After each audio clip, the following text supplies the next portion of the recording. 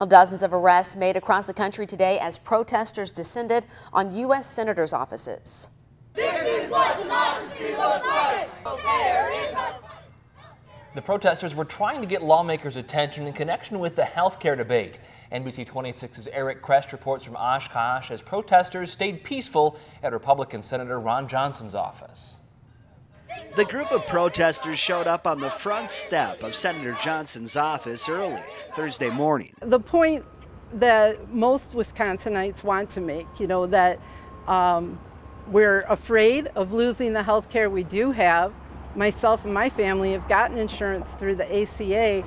If it's repealed, I don't know what we'll do. The chanting started outside, but in a matter of time, they worked their way in to the senator's office. Well, I am here to speak with my senator, and if he speaks with me, great. If not, I'm going to wait until he is ready to speak to me. These men and women want to sit down with the senator. Their fear is that the Republican Senate will ultimately support a health care replacement bill, a bill they say would leave them without health care insurance or insurance that's overpriced. Under the current proposal, my rate would go up 720%.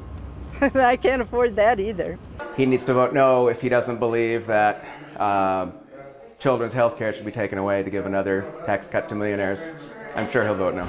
And after a full day of merely occupying Senator Johnson's office, these peaceful protesters left Oshkosh with a sense of accomplishment. We found out that Mitch McConnell has declared they don't have the votes to even repeal the ACA. We feel victorious. We're very, very happy. And even without an appearance from their senator, these protesters found a slice of solace. Keeping you connected in Oshkosh, I'm Eric Krest with NBC 26. Johnson's staff responding to today's protest saying, quote, Senator Johnson made a point to slow the process down to allow for a better analysis of the health care bill. As part of that analysis, he has held multiple meetings and town halls on the issue and has heard from people from across Wisconsin about their concerns.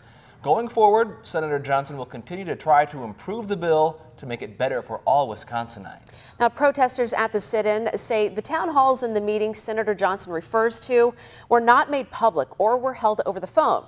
The last in-person town hall we found on record was held in May. Now, we did reach out to the senator's office for clarification, but they have not yet responded.